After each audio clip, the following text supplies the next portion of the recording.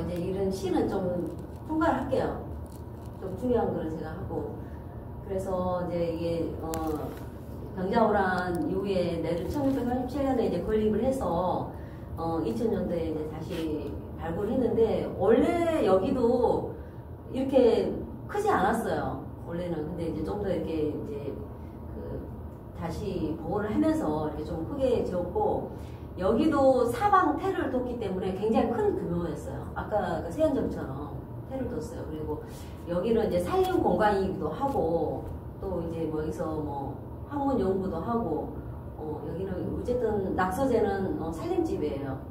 그래서 이제 이쪽에는 사당이 있고, 지금 여기 무민당은 이제 뭐 발굴을 하지 않았는데, 이제 기록으로는 낙서제의 남쪽, 아래쪽에, 남쪽에 이렇게 한 칸짜리 그 침실이에요, 문민당이. 그래서 뭐 세상을 등지고 산다는 의미로 이렇게 조그만 한 칸짜리 외침이었어요. 그래서 이제 그 앞쪽에다가 또 이렇게 연못을 만들어가지고 또 연꽃도 이렇게 심고 했다고 그래요.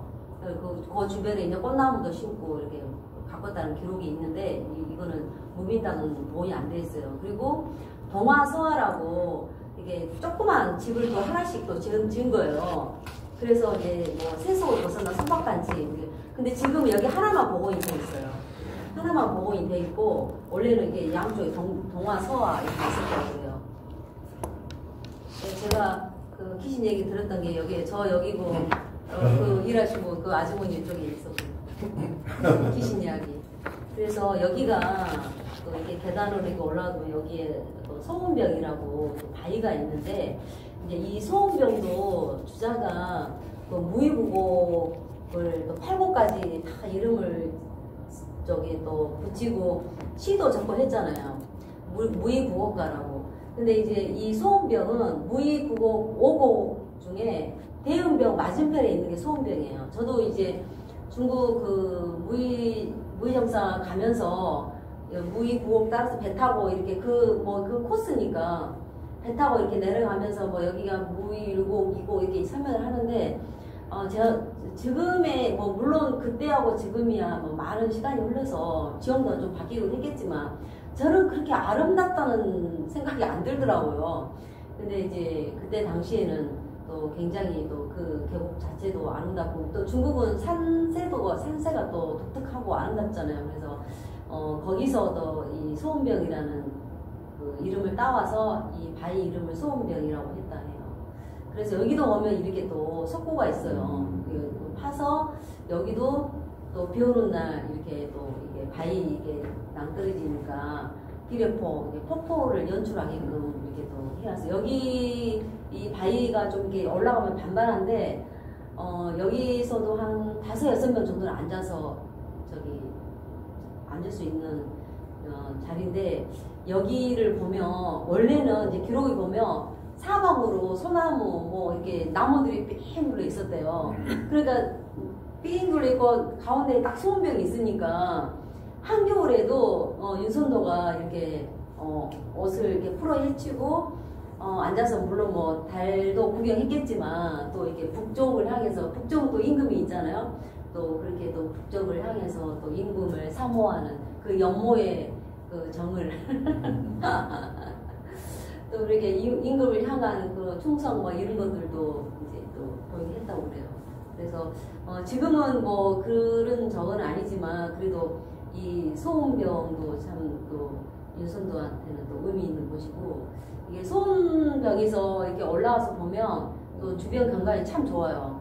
그래서 여기가 이제 제가 다음번에 소개할 동청석실이 이렇게 딱 앞에 보여요. 그리고 그 밑에 보면 기암이라고 거북바위가 있어요.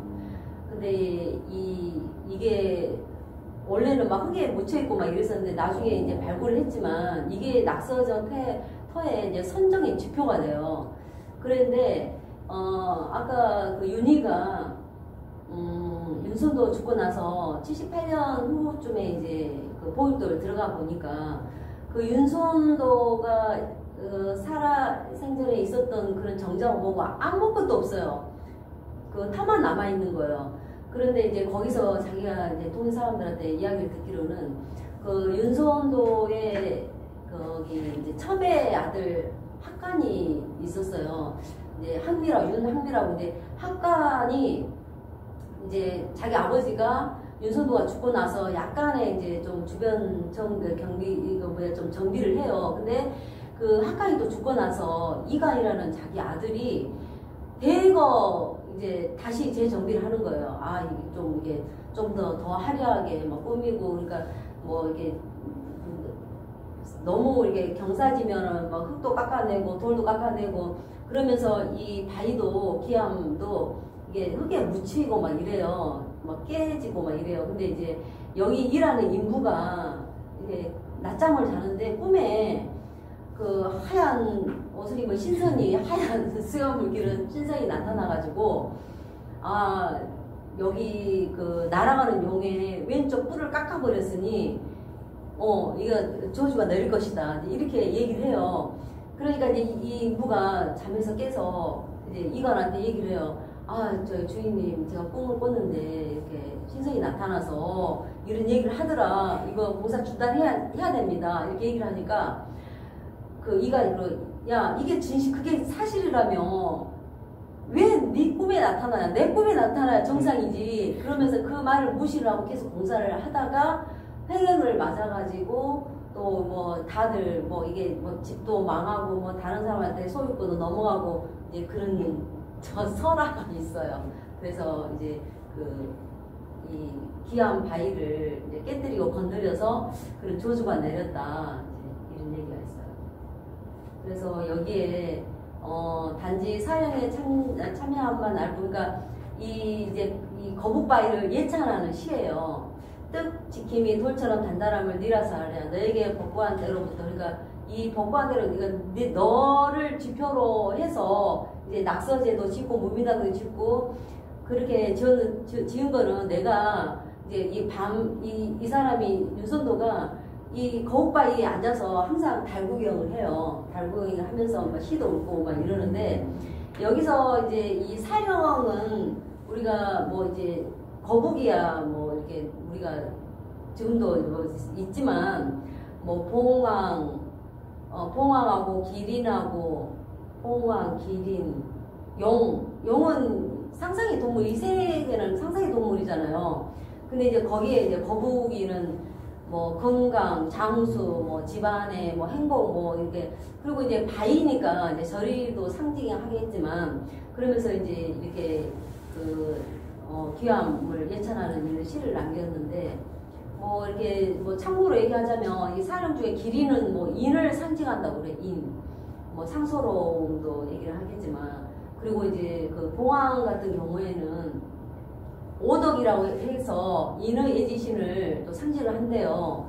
그리고 뭐 영은 뭐 우리도 알다시피 임금을 또 영으로도 뭐 임금의 어그로 영환이라고도 하고 하잖아요. 그래서 영은 뭐 힘이랑 권력 뭐 그런 것들도 이제 상징을 하고 그래서 이제 이 거북바위에 대한 또 이야기가 있어요. 그리고 이 낙서제에서 서쪽으로 300m 정도 내려가면 이런 기와 가마터가 있는데 윤선도가 그때 그 올림을 조성하고 여기에 기거를 했었을 때는 이 25채의 건물이 있었대요. 그러니까 그 25채의 건물을 관리를 하려면 이 또 가마터가 있어야 되잖아요. 근데 조선시대에는 이 기와가 지금도 비싸지만 굉장히 비싸고 또 이 개인이 이 가마터를 가지고 있는다고는 굉장히 좀 어지간한 재력가가 아니면 소유할 수가 없었어요. 그래서 조선시대 때에 이제 양반들도